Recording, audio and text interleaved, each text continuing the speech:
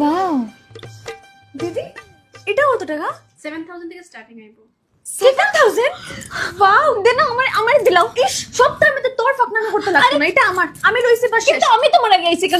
ছোটর মতো থাক প্লিজ, সারো না। ইস আমি লইরাম কইছি না, আমারে দিলে কি হইছে? কি হইছে ছোট?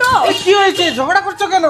দেখুন না দাদা, আমারই পোলাটা এত ভালো লাগছে, এটা তাইরও ভালো লাগে গেছে, কিন্তু এটা আমি নিতাম। তাহলে দুইজন পছন্দ আছে, তুমি নাও, এর পছন্দ আছে এ নেবে।